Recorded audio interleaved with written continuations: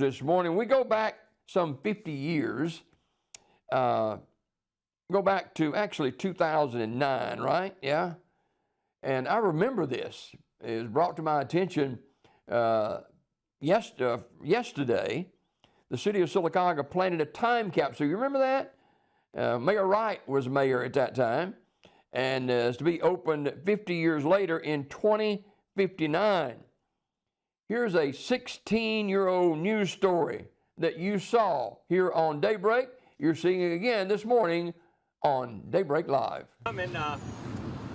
Obviously it's easy to say, it's not a big crowd here, Earl, is when we opened it up in 2009, we experienced a little water problem with trying to get it buried sooner, because every time we would put the backhoe in the ground, we would get more water than anything else. So it kind of worked out, I guess, with accumulating items to put in it. So thank to Earl Lewis and his committee. I thank Tommy Woolley and his guys for digging the hole, and Curtis' son, Barry Curtis, for providing the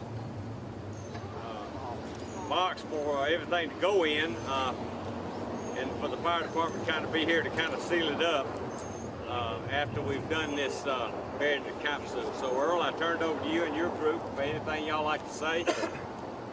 Okay, thank you, Sam. Just appreciate all of you coming out. As Sam said, we don't have as many as we had for the previous ceremony, but we didn't publicize this quite as much because we are late getting it done. We apologize for that, but the reasons were unavoidable, and we just had to put it off this long. But we've got, I think, a good accumulation of memorabilia to go in here that's going to give the people 50 years from now a pretty good idea of what life in Sylacauga was like in 2009. We didn't get quite as, a couple of things we didn't get we'd hoped to get, but we got a good cross-section of sampling from the various churches, businesses, schools, Chamber of Commerce, the city of Sylacauga, and a lot of others. So I appreciate all of you that helped get this together, and particularly thank Shirley Williams for helping compile the list of what we've got here, and for helping put it all together. Tommy Bibbin and Shirley and I kind of cataloged it this morning and put it in the envelopes, and hopefully they're going to preserve it well.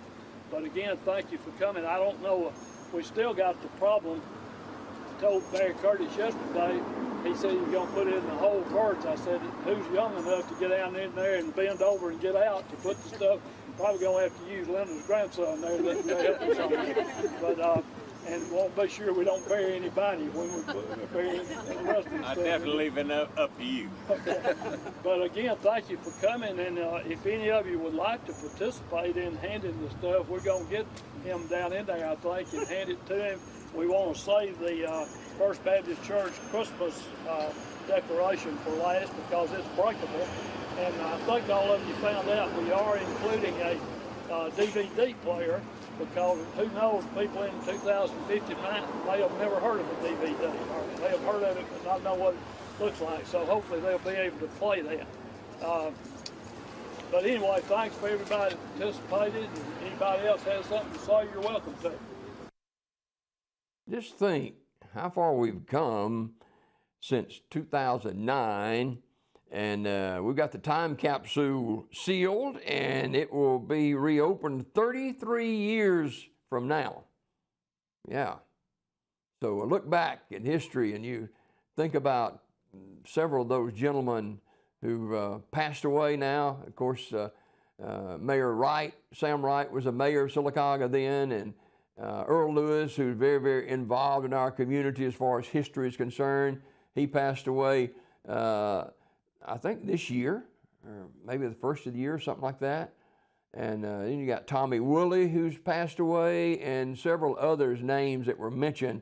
But City of Sylacauga planning a time capsule to be open 50 years from 2009, and it's going to be opened in 2059. I don't think I'll be around for that one. Will you?